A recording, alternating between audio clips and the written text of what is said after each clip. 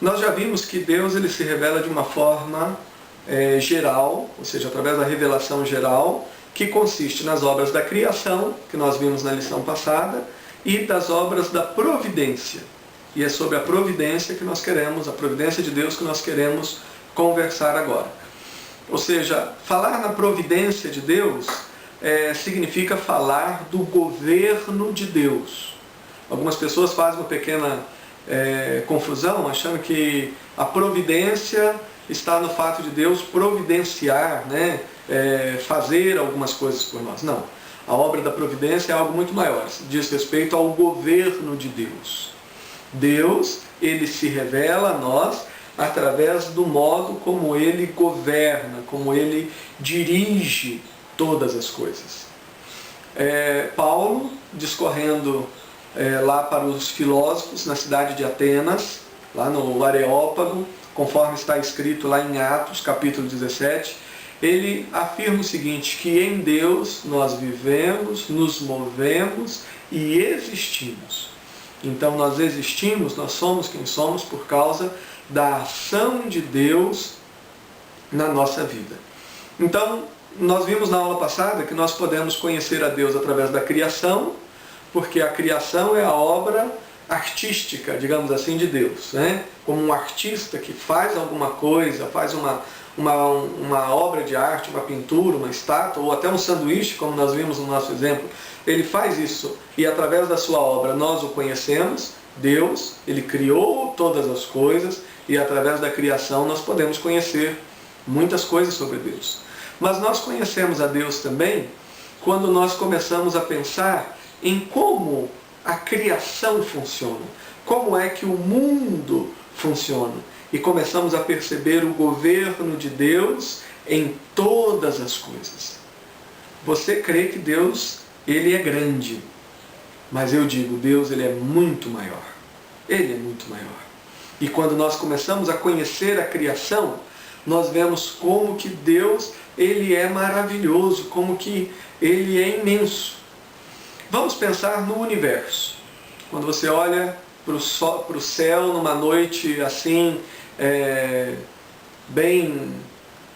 onde o céu está bem limpo, sem nuvens, nós somos capazes de enxergar milhares de estrelas. Agora os cientistas eles têm nos trazido informações, de que o universo ele é muito maior, é uma quantidade enorme de estrelas e sistemas solares. Eu entendo que Deus ele criou um universo tão grande só para que nós tivéssemos uma medida para pensarmos na sua grandeza. Todos nós usamos unidades de medida, Nós usamos às vezes o metro, certo? Tem pessoa, em alguns lugares, as pessoas elas medem as coisas através da própria mão. Aqui no Brasil nós chamamos isso de palmo, Então pergunta, quantos palmos tem determinada superfície? Aí a pessoa conta, 1, 2, 3, são unidades de medida, litro, enfim. Como é que nós vamos medir a grandeza de Deus? Não tem nada que a gente possa medir Deus. Mas quando você olha para o universo tão imenso, e você então entende que Deus é ainda muito maior, então isso te dá uma noção da grandeza de Deus. Mas quando nós olhamos para o sistema solar, o Sol lá no centro e os planetas girando ao redor, às vezes nós pensamos, por que tudo funciona certinho? Um planeta não tromba no outro. O que impede a Terra de colidir com o Sol e ocorrer uma destruição?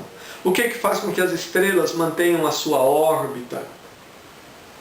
A Bíblia nos responde de forma simples. É Deus. Deus é quem governa. Deus ele criou todas as coisas, mas ele continua com o seu poder sustentando todas elas. Agora nós falamos de algo que é muito grande, que é o sistema solar. Mas vamos falar de uma coisa muito pequena, invisível aos nossos olhos, que é o átomo. O átomo é uma das menores unidades da matéria. Ele possui ali o seu pequeno núcleo e ao redor do átomo nós temos as partículas que vão girando.